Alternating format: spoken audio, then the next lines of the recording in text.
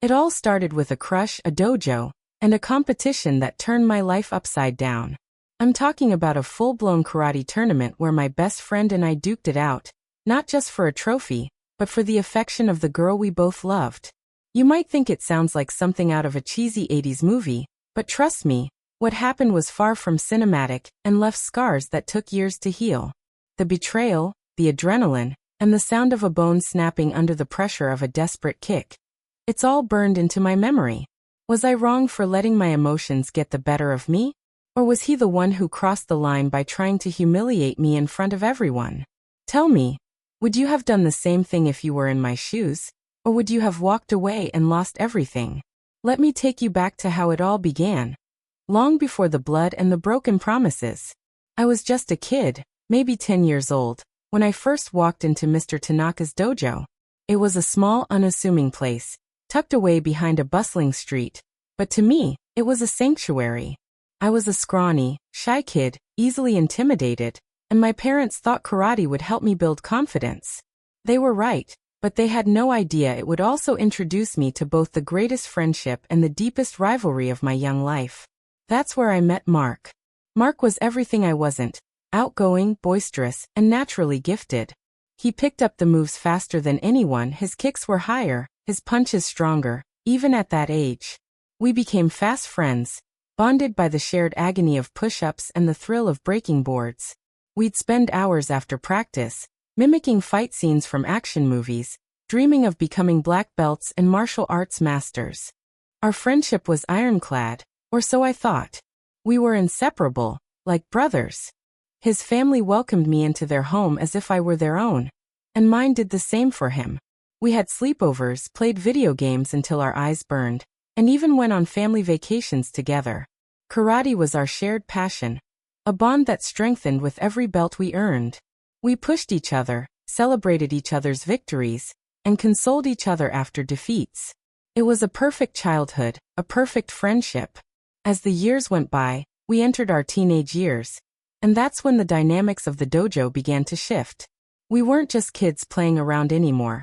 We were athletes, competitors, and young men trying to find our place in the world. Mr. Tanaka was a traditionalist, emphasizing the philosophical side of martial arts. He would talk about Zanshin, a state of relaxed awareness, and Mushin, the mind of no mind. I struggled with these concepts, my brain always buzzing with overanalysis, while Mark seemed to embody them effortlessly. He was a natural athlete, his movements fluid and instinctive.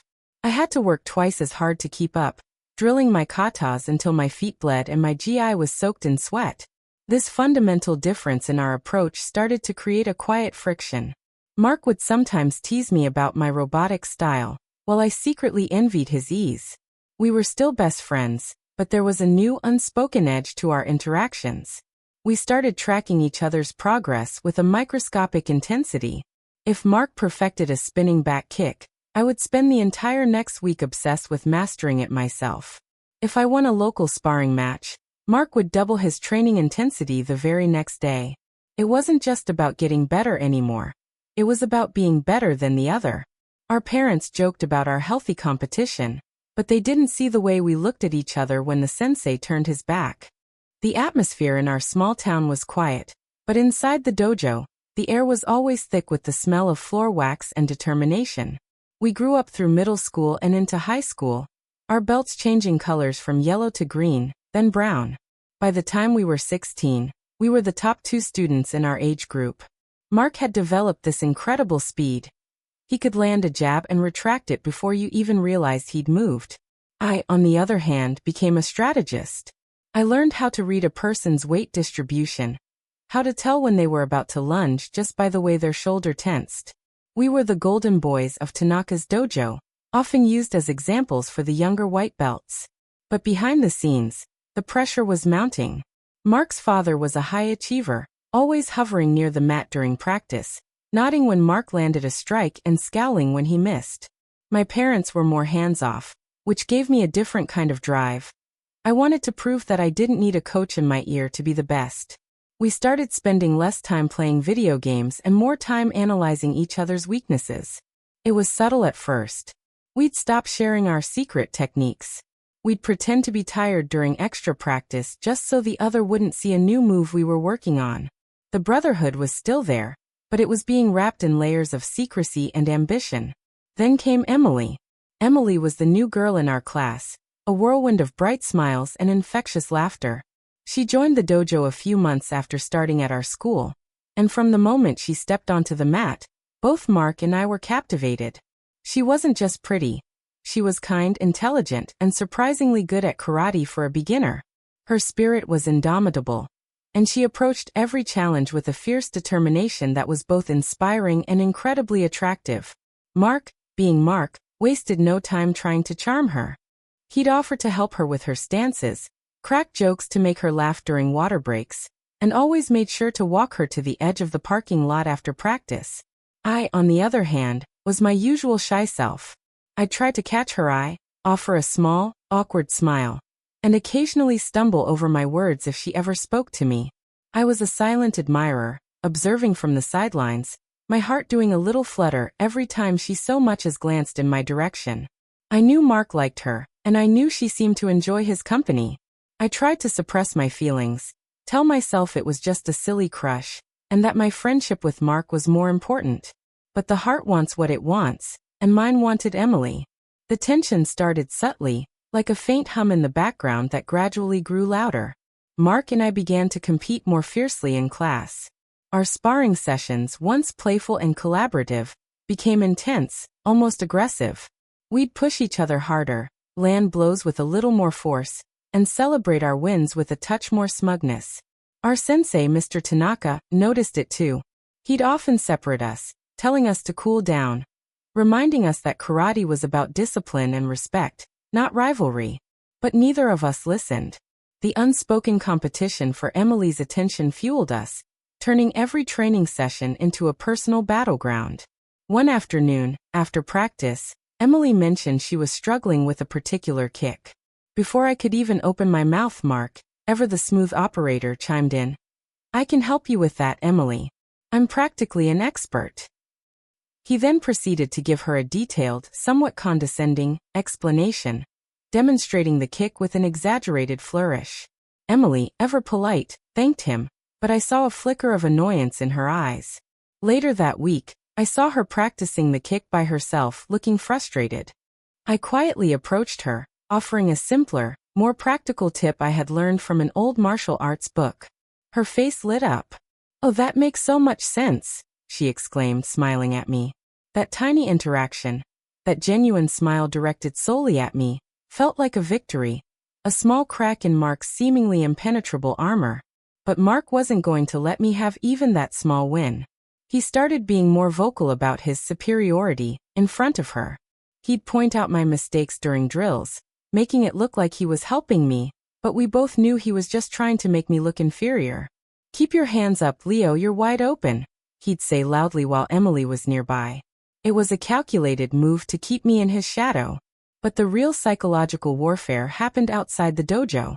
Mark started organizing group hangouts where he could show off. He'd invite Emily and a few other friends to the beach, and then spend the whole time doing backflips into the water or challenging everyone to races. I was the guy who stayed back to help Emily with her sunblock or carry the cooler. It felt like we were playing two different games. He was playing the hero, and I was playing the support. I began to resent him for his confidence, for the way he could just command a room. I started staying up late, scrolling through his social media, seeing photos of them laughing together, and every like she gave him felt like a physical blow. My grades started to slip. My focus at home was gone. All I could think about was Emily and how Mark was slowly winning the battle I hadn't even officially joined. I remember one specific night we were all at a bonfire. Mark was telling some exaggerated story about a hike he went on, and Emily was leaning in, hanging on every word. I was sitting across from them, poking the fire with a stick, feeling completely invisible. Then Emily looked over at me and asked, "What do you think, Leo? Do you think he really saw a bear?" I caught Mark's eye in the firelight. He gave me this tiny, patronizing smirk, like he knew he had me beat. That was the moment something inside me shifted. It wasn't just a crush anymore. It was a war of ego.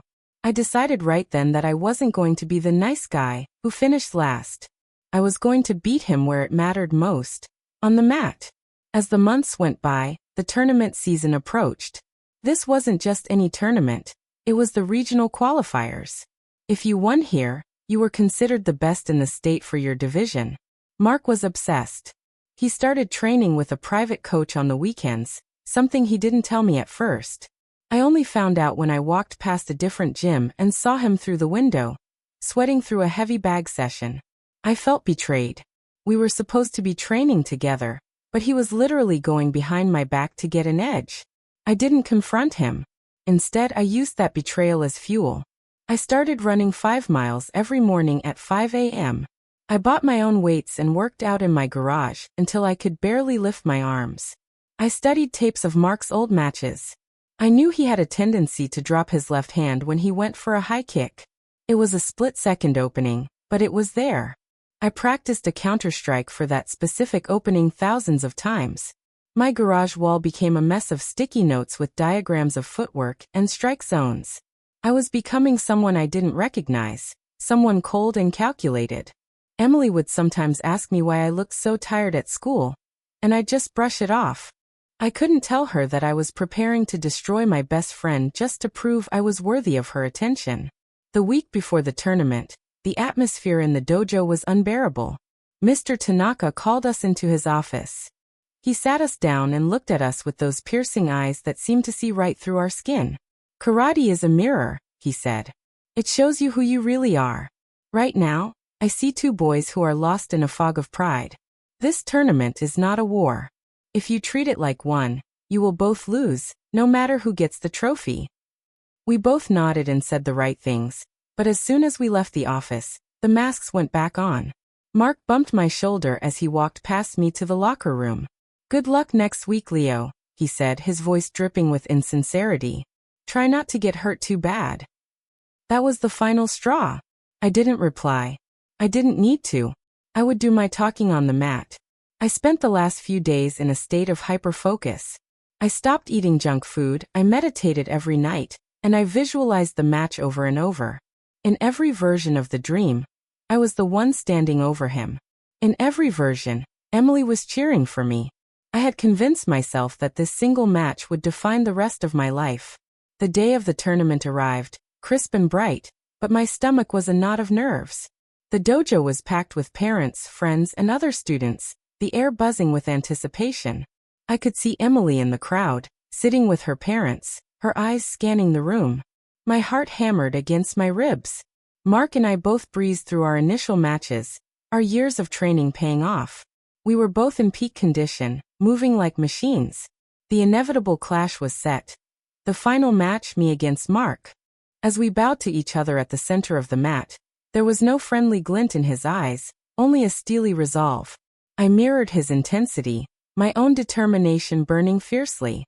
The referee's whistle pierced the air, and the match began. We moved with a practiced fluidity, each of us anticipating the other's moves, blocking, parrying, striking. The crowd was silent, captivated by the intensity of the fight. Mark landed a strong kick to my side, earning the first point. I gritted my teeth, pushing back, my mind focused. I saw an opening, a slight hesitation in his stance, and I capitalized on it, delivering a swift punch to his chest, evening the score. The match continued, a dance of power and precision, each of us desperate to gain the upper hand. The air in the dojo felt heavy, humid with the collective breath of the spectators. I could hear my own heartbeat thumping in my ears like a war drum. Mark was faster than I remembered. He was using a series of high-low combinations that kept me on the defensive. I took a hard blow to the shoulder that made my arm go numb for a second. The referee called a brief halt to reset our positions. I looked over at the sidelines. Mark's dad was shouting instructions, looking intense. Then I saw Emily. She wasn't cheering. She looked concerned, almost pained as she watched us. For a second, I felt a pang of guilt. Was this really what she wanted to see? 2 friends tearing each other apart for her attention? But then Mark caught my eye and let out a huff of breath, a cocky grin spreading across his face as if to say, "Is that all you've got?" The guilt vanished, replaced by a cold, hard stone of anger. He started getting fancy, trying to show off for the crowd. He did a 360 spin kick that barely missed my head. The crowd oohed and awed, and I could see him soaking it up. He was playing to the gallery, while I was playing to win. He started talking to me during the match, something strictly forbidden. "She's watching Leo. Don't embarrass yourself," he whispered during a clinch. That was it. My blood turned to ice. I stopped thinking and started reacting. I landed a flurry of body shots that took the wind out of him. He backed off looking surprised. I was no longer the shy kid he could push around. I was a threat. We were tied, 2-2. The next point would win it all. The referee signaled for the final round. My vision tunneled until there was nothing in the world but Mark and the red and blue mat beneath our feet. I could hear the muffled roar of the crowd, but it felt miles away. So that's the situation I was in, and I had to make a choice.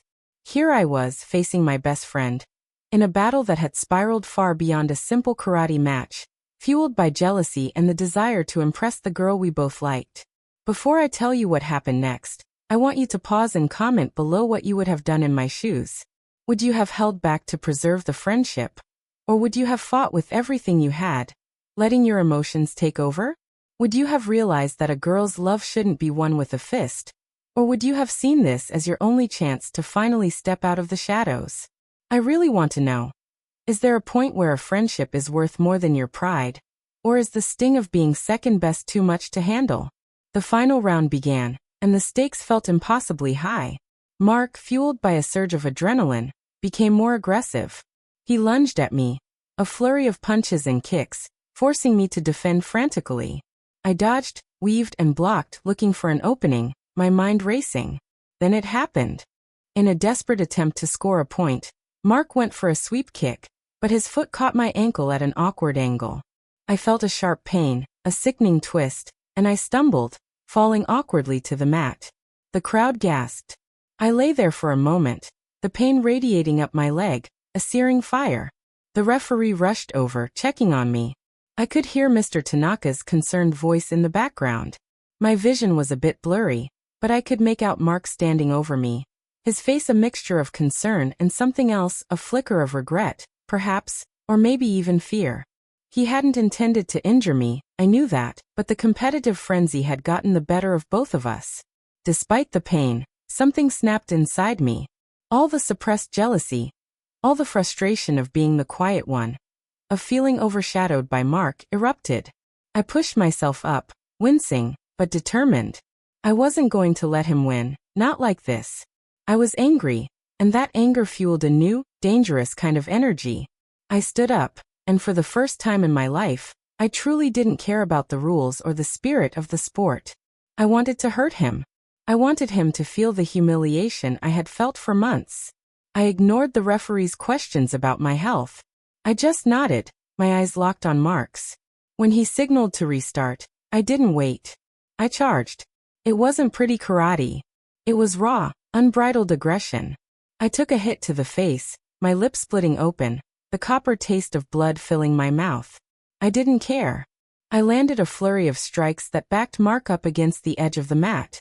He looked shocked. He had never seen me like this. He tried to clinch, to slow me down, but I shoved him off with a strength I didn't know I possessed. The crowd was on their feet now, the atmosphere electric and terrifying.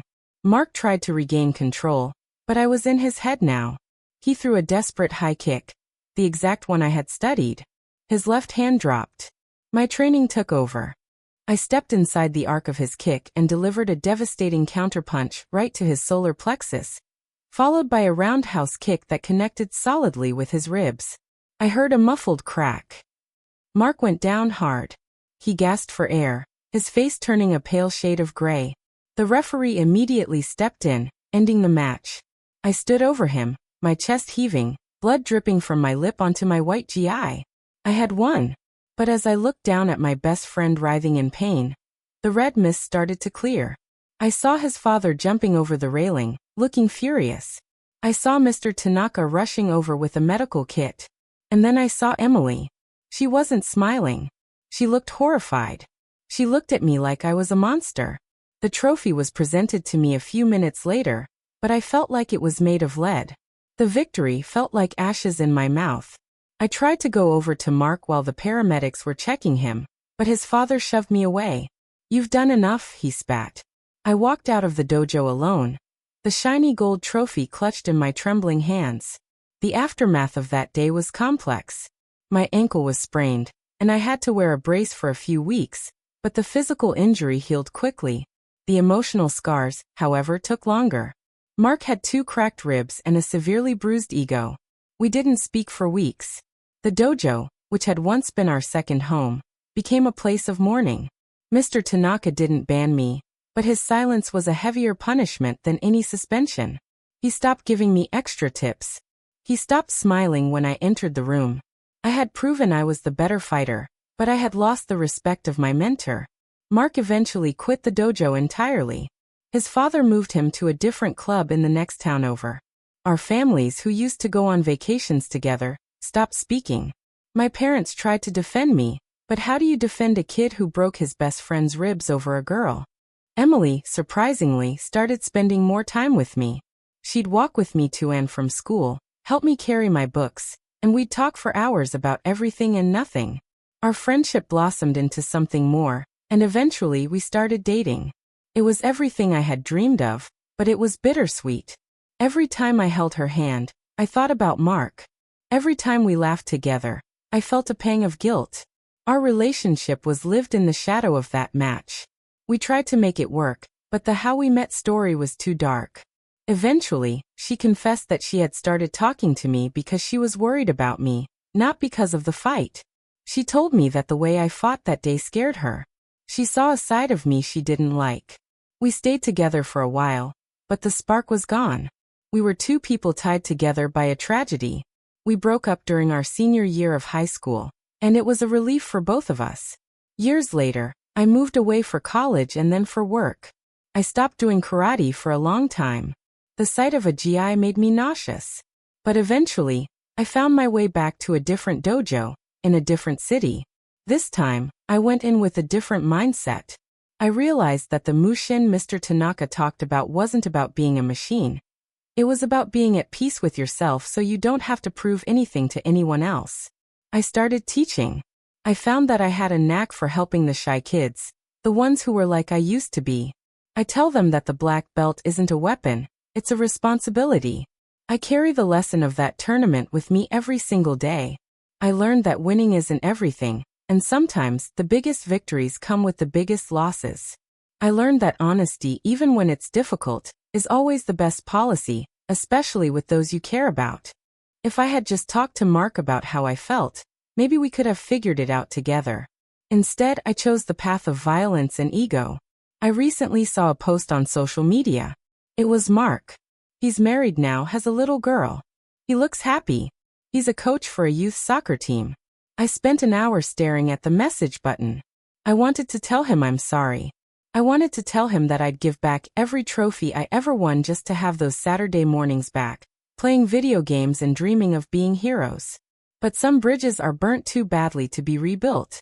I realized that my apology wouldn't be for him. It would be for me, to ease my own guilt. And he doesn't owe me his forgiveness. I have to live with the person I was that day. I learned that some wounds, even if they heal, leave behind faint, aching reminders. It's a reminder to always check your intentions before you step onto any mat, whether it's in a dojo or in life. Don't let your ego drive the bus, or you'll end up at a destination you never wanted to visit. I'm sharing this because I see so many people today making the same mistakes, destroying relationships for a temporary win, or a bit of status, or to impress someone who won't even be in their life in 5 years. It's not worth it. The trophy gathers dust, the girl moves on, but the person you become in the process stays with you forever. Make sure you like that person. I hope you found this story as engaging as it was painful for me to live through. It's a messy, complicated tale of friendship, rivalry, and young love that went wrong in all the worst ways. Like this video if you were on my side, or even if you think I was the villain. I want to hear your honest thoughts. Subscribe for more stories like this where we dive deep into the real-life consequences of the choices we make. Share your final thoughts on this whole mess in the comments section. Was I right to fight for my spot, or did I lose my soul in that ring? I'll see you all in the next story.